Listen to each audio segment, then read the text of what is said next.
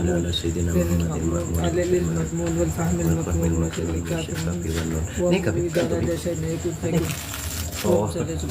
المأمون والفهم المكمون وسر الكافي والنور إذا أراد شيئا أن يقول بسم الله الرحمن الرحيم رسول الله محمد رسول الله عبد القادر بأحمد سكب أبو بكر رضي الله عنه وفي الصلاة الفاتحة. أعوذ بالله من الشيطان الرجيم بسم الله الرحمن الرحيم الحمد لله رب العالمين الرحمن الرحيم مالك يوم الدين إياك نعبد وإياك نستعين صراط المستقيم صراط الذين أنعمت عليهم غير المغضوب عليهم. Bismillahirrahmanirrahim. Alhamdulillah rabbil alamin. Hamdan yafi'u mazida ya rabbana kal hamdu kama sultanik. Allahumma shalli ala nur anwar asrar mumtar sayyidina Muhammad wa ala alihi wa sahbihi adana. Asabi soal yang ketujuh. Ila kam ismin tanqasimu al arkanus salisatu as-sawabit. Ila kam soal ketujuh, ila kam berapa macam? Ilakam kosmin kepada macam tanqasimu terbagi al arkanu as-salisatu rukun-rukun yang ketiga athawbit yang memiliki yang statis. Jadi rukun ketiga yang statis itu berapa? Udkura sebutkanlah. Tanqasimu terbagi al arkanu as-salisatu rukun yang ketiga as-sawabitu yang statis ila kismaini kepada dua macam. Jadi dua bagian. Dua macam atau dua bagian. Al-qismul awwalu macam yang pertama ada yang macam pertama apa itu macam pertama ulumul isal ilmu-ilmu yang menyampaikan atau perantara ilmu yang isal itu menyampaikan sesuatu kepada maksudnya memperantarakan ilmu-ilmu yang sifatnya menyampaikan kepada sesuatu yang dimaksud atau ilmu semacam ilmu alat untuk menyampaikan kepada tujuan tersebut isal. Seperti ilmu usul itu seperti ilmu fikih, ilmu nanti di antaranya ilmu tauhid, ilmu tafsir, ilmu yang menyampaikan mustalah hadis, usul fikih itu bagian ilmu usul. Ilmu yang menyampaikan nahwu saraf masuk bagian ilmu usul. Bagian dari anunya, kerangkanya dari ilmu usul. Perangkat ilmu yang menyampaikan. Al-qismus tsani adapun yang bagian kedua apa? Ulumul usuli ilmu yang menyampaikan kepada Allah usul sampai kepada Allah untuk bisa mencapai dekat sama Allah untuk mendekatkan diri pada Allah. Jadi ilmunya untuk mendekatkan diri pada usul al-usul ila Allah. Jadi untuk bisa mendekatkan Allah gimana caranya? Yang tadi kan masih pelantarannya. Setelah berarti ilmu risalatul muawana kasaki bisa begini. Iya, bagian ilmu tasawuf. Jadi ilmu tasawuf, ilmu yang tasqiyatun nafis untuk yang menyampaikan kepada gimana kita sampai kepada Allah, caranya bisa dekat sama Allah. Ilmu pembersihan hati, ilmu dan pembersihan hati. Ilmu adab, termasuk ilmu tasawuf, bagian cara bersih. Kalau isul tadi pelantara. Aja nang ngaku ngene ka gibit. Oh kita patang ngobongi Pak bilang. Oke. Terus apa sekarang pertanyaan yang ke-8. Jadi ilmu dari 3 rukun itu dibagi 2. Isol sama usul. Apa itu isol? Sekarang pertanyaan yang ke-8. As-su'al samin pertanyaan yang ke-8. Ma ulumul isal, apa itu ilmu isal? Ilmu yang mempelantar sebagai pelantara. Ilmu yang bisa sebagai pelantara untuk menuju kepada tujuan.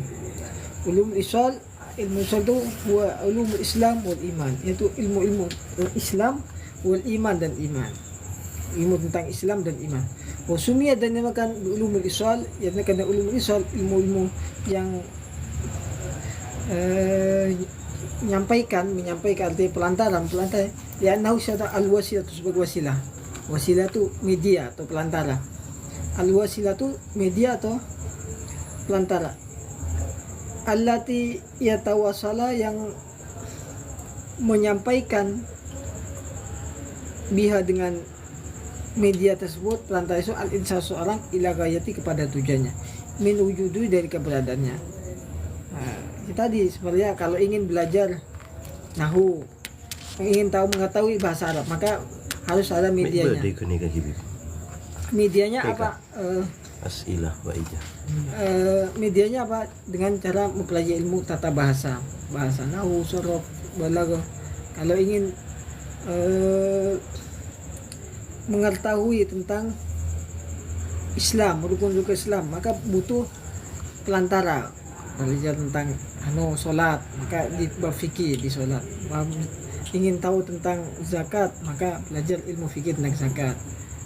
Belajar tentang haji, maka jadi imannya kan termasuk tauhid. Termasuk tauhid. Nah, kita ingin tahu tauhid di iman di sini, tauhid di sini. Bulughul Maram Tauhid itu ilmu-ilmu yang wasilahnya apa? Ketika kita ketika ingin tahu sifat-sifat yang wajib bagi Allah, sifat-sifat yang yang mustahil bagi Allah, jumlah para nabi, jumlah kitab, itu ilmu-ilmu itu isol, ilmu yang pelantara, yang membutuhkan ilmu perantara untuk mengetahui itu. Sejak kecil mulai dipelajari tentang ilmu-ilmu Islam dan ilmu-ilmu iman. Macam di Islam kan kompleks ilmu Islam. Usul fikih, usul fikih, mustalah, masuk hadis yang pendukungnya, dan maksudnya termasuk yang iman, tauhid, diantaranya itu maknanya. Inti dari itu di sini dimaksud beliau, di antara ta'rif beliau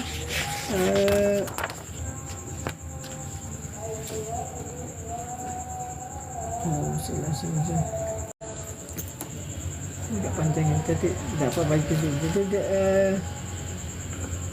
buahnya itu apa? Dikatakan buah dari ilmu usul itu ihtimam asal binajad atamut istighraqiyah atau tahamutadiatul qarar al-mutadiniyan wa dunyan.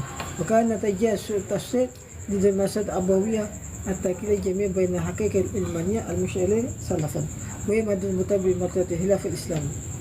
Misalnya hasil nawaqid min naqaid asfiyah dalatul hajatan lihayatul tariyatul dunya. Misalnya siyatul munafasah bainal madrasah hadiyatul madmuma wa qadir madmuma.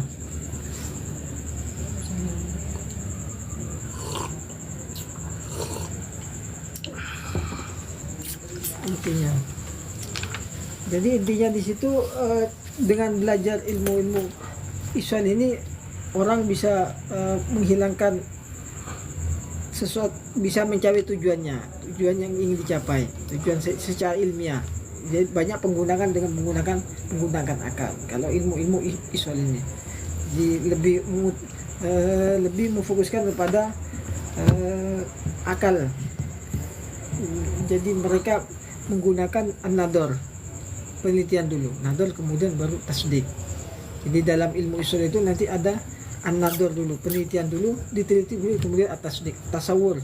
Maksud juga ada tasawur, penggambarannya, kemudian baru tasdik, pembenarannya.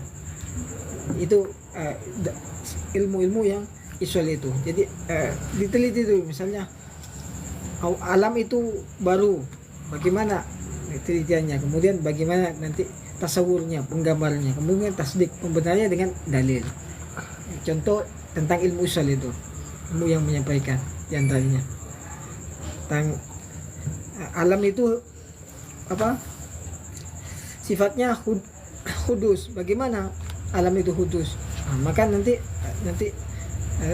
dicarikan nador dulu, diteliti pandangan, lihat dari alam ini mengalami tagayyur, perubahan, ada siang, ada malam, kemudian di alam itu terjadi panas dingin, termasuk perubahan cuaca, perubahan perilaku. Maka itu kemudian at-taghayyur itu pasti hukumnya hudus. Di situ nanti ulumul isol kemudian tasawur, setelah digambar tasawur kemudian tasdik. Tasdik gimana dalilnya, tasdiknya itu. Kemudian yang ke-9, soal atas itu soal yang atas yang ulumul usul ulumul usul. Apa itu ilmu usul? Ulumul usul ya ulumul Ilmu-ilmu yang ihsan, ilmul yakin. Menyampaikan ulumul usul ya ulumul ihsan, yaitu ilmu-ilmu tentang ihsan. Ilmu ihsan, maratibul suluk atau istilah maratibul suluk. Maratibul suluk itu ilmu ihsan. Kenapa nih? Bi ainul yakin. Ainul yakin. Ainul yakin. Al ilmu yakin, pertama ilmu yakin, kemudian ainul yakin. Ilmu yakin yang paling bawah, kemudian naik derajatnya pada ainul yakin. Ilmu yakin ini torikot, istilah lainnya torikot ada torikot. Di ilmu yakin itu ada ilmu torikot. Orang yang baru masuk torikot itu ilmu yakin.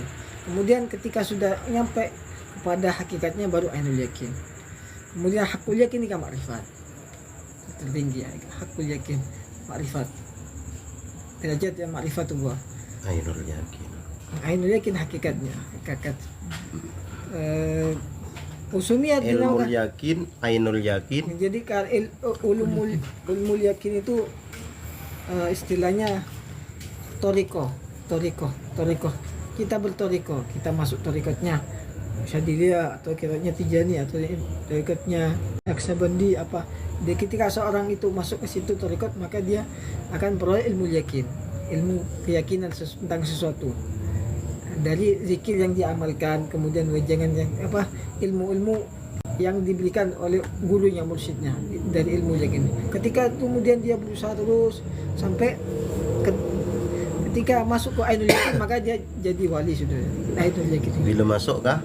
Sudah jadi ainul yakin, jadi wali Allah. Jadi hakikat sudah bisa ngerti derajatnya, jadi orang aulia. Ketika sudah masuk ke ainul yakin, jadi mengetahui hakikat sesuatu. Hakikatnya ini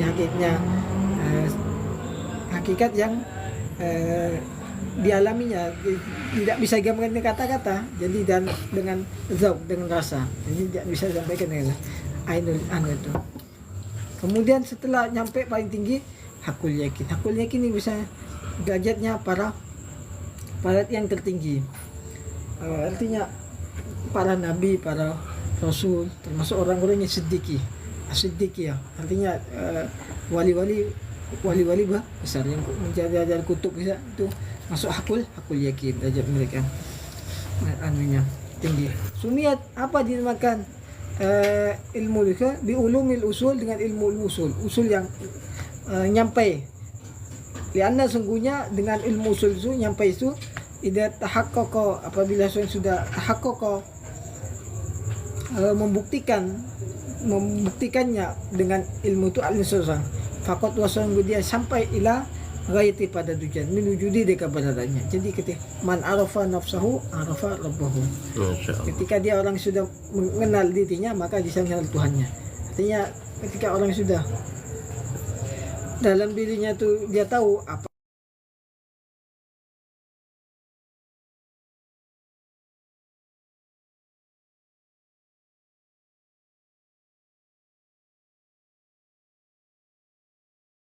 usul, karena tidak terbukti dengan ilmu usul al-insan seorang fakot wasolat sampai ila gayatu pada wujud kepadanya. Di situ.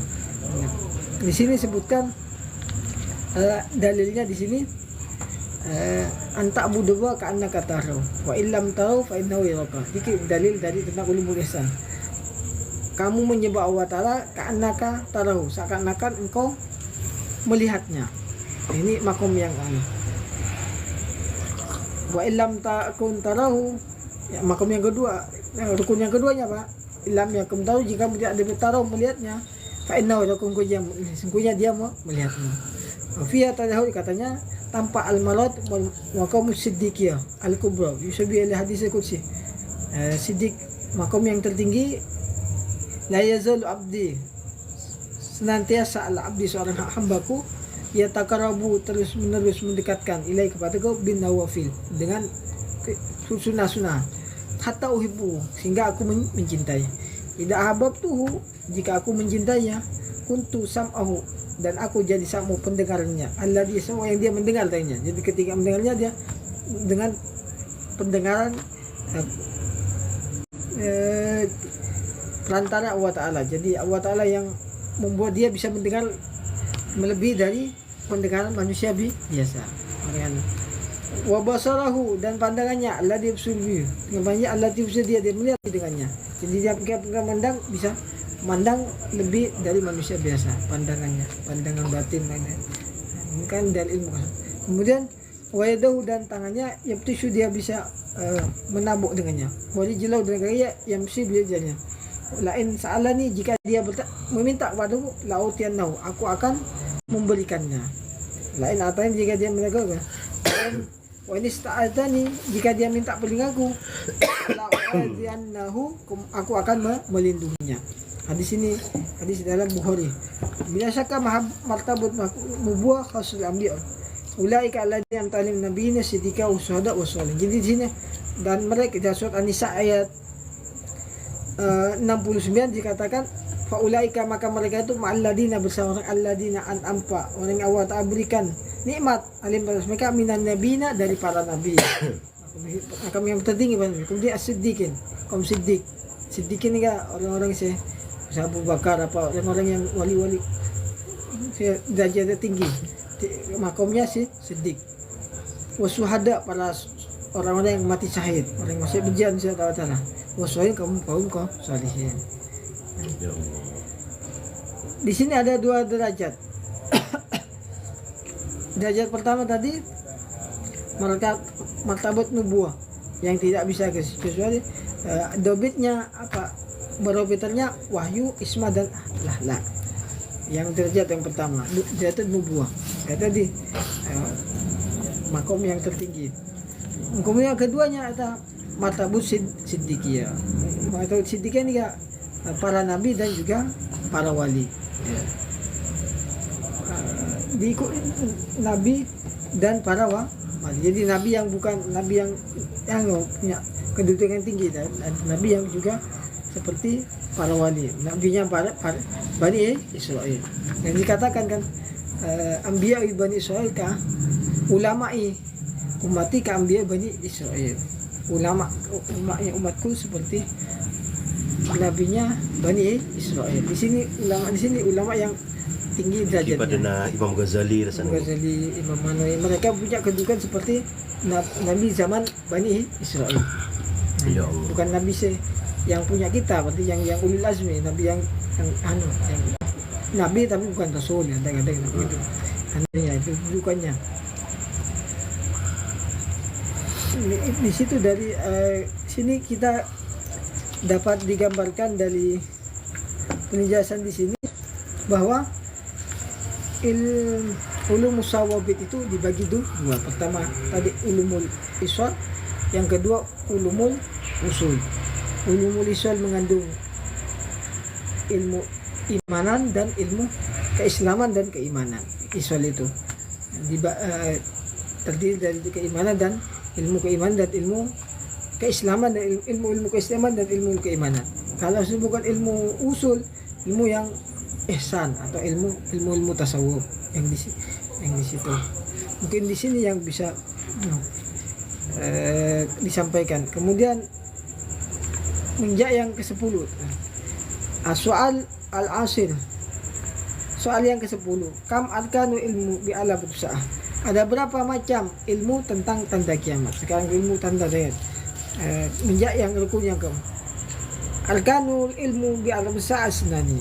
Rukun ilmu tentang kiamat itu ada dua. Kam arkanu ilmu biasa, ada berapa macam ilmu tentang tanda kiamat? Arkanu Islam dua. Al-awwal, yang pertama, antalidal ummatu rabbataha. Seorang ummatahu. Ummah di sini perempuan, ammah. Antumatul ammah. Antalidal ammatu rabbataha. Seorang budak perempuan yang menalihkan majikannya. Undang-undang.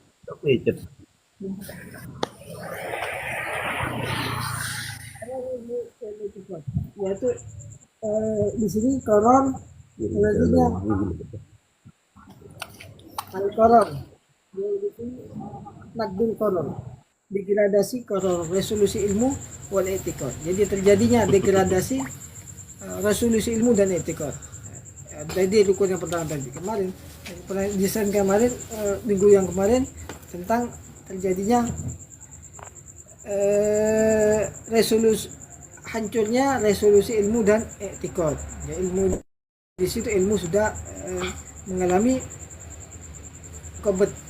pengkerdilan, mulai dari pengkerdilan qabdatul ulama di sini, kemudian fungsi-fungsi ulama itu mulai dikerdilkan lewat mesin, lewat aplikasi yang ada. Maka fungsinya ulama itu mulai kesakralan ilmu itu sudah mulai menghilang dengan adanya aplikasi yang ada. Jadi orang belajar kadang otodidak, belajar ilmu agama. Itu menghancurkan koror ilmu itu sendiri. Kemudian orang belajar tanpa adab, belajar ilmu agama tanpa adab sama guru. Kemudian mencari ilmu langsung dari HP, itu bagian dari nakdul koror ilmu, jadi penghancuran, degradasi kualitas ilmu itu sendiri. Jadi ilmu itu mengalami kualitasnya menurun karena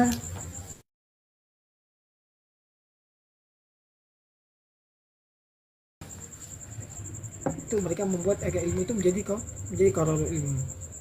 Juga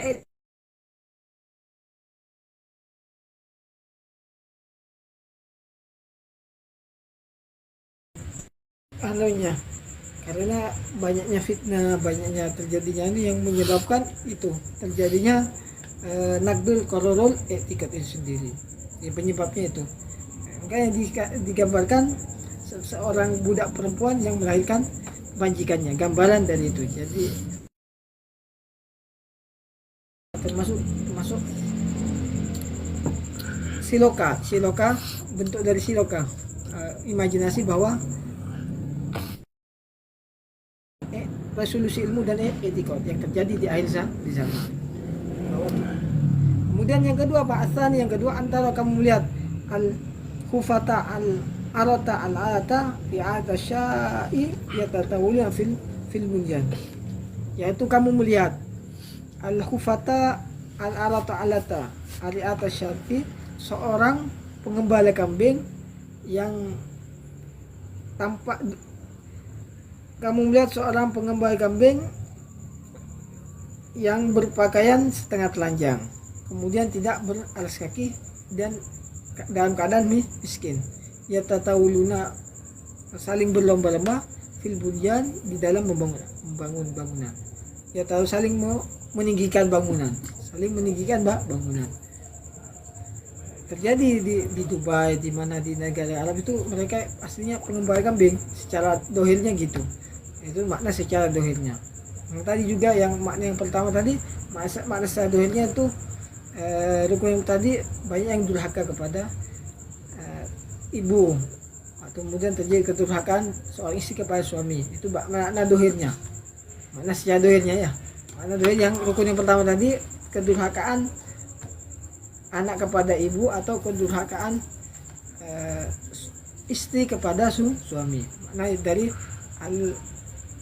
antali dal amatu ya, amatu robbataha, itu terjadi. Makna dohirnya tadi itu apa? Kedurhakaan seorang anak kepada ibu dan kedurhakaan seorang istri kepada suaminya. Makna secara batinnya apa? Terjadinya kehancuran kualitas dari resolusi ilmu dan etikot. Degradasinya menurun kualitasnya, keilmuan dan etikotnya. Kemudian cara pengambilan lagi, cara pengambilan sanad, mereka belajar tanpa sanad, cara gitu. belajarnya, kemudian penghargaan kepada para ulama, di pengagungannya menurun. Asalnya yang kedua, antara hufata tadi, seorang kamu melihat seorang pengembala kambing yang setengah telanjang, yang tanpa belas kaki, dalam keadaan miskin, saling memanjangkan, meninggikan di dalam bangunan. Makna secara dohir apa? Makna desa dohir ini apa?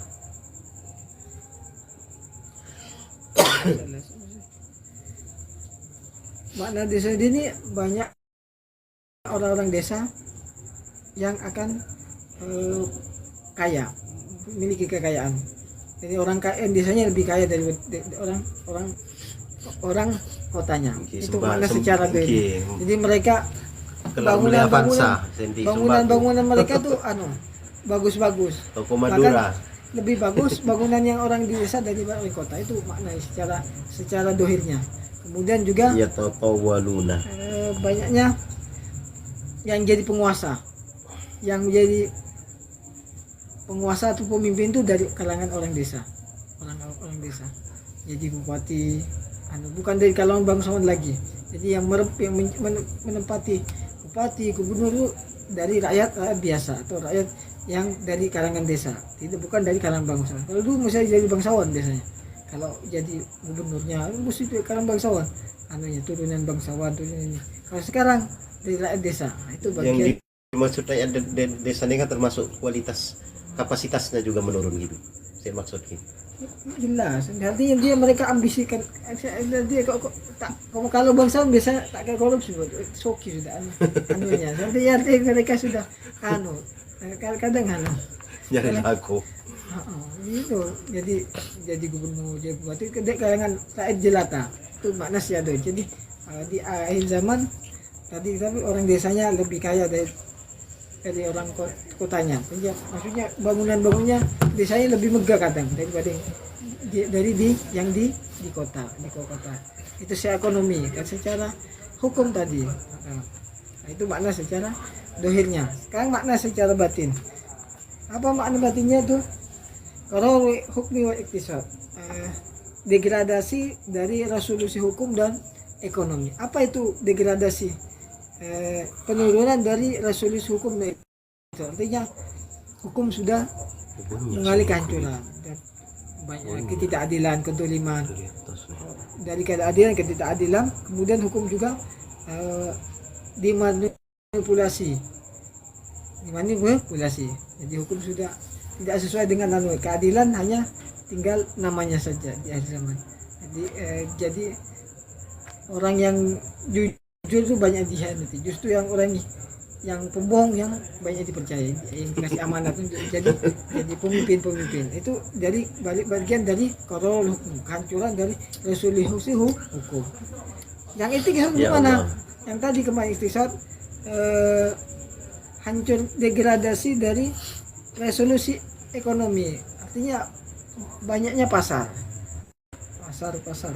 berdekatan. Pasar di sini baik secara dunia nyata maupun dunia maya. Jadi persaingan ekonomi semakin ketat.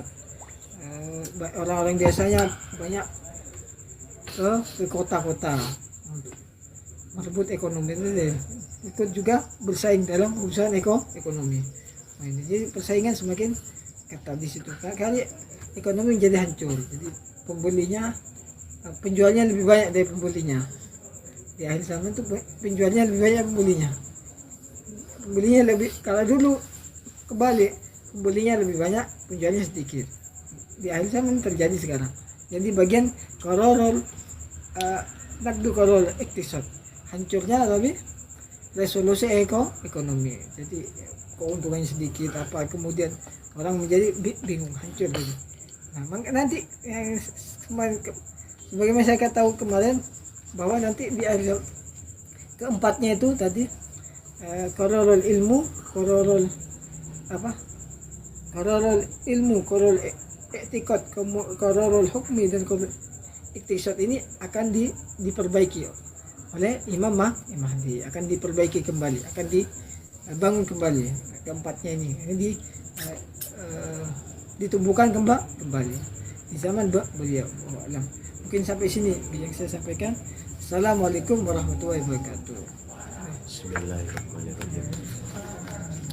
Ya Rabbana tarafna bi annana qatarafna وأننا أسرفنا على لدى أسرفنا فتوب علينا توبة تغسل لكل الحوبة واستور لنا الأورات وآمن الروعات واغفر لوالدينا ربي ومولودينا والآل والإخوان وسائر الخلان وكل ذي محبة أو جيرة أو صحبة والمسلمين أجمع آمين ربي أسمع فضلا وجودا منا لا باكتساب منا بالمصطفى الرسول نرضى بكل سول صلى وسلم ربي عليه أدى الحب وآله وصحبه عدد طش الصحب والحمد لله في البدء والتناهي والحمد لله في البدء والتناهي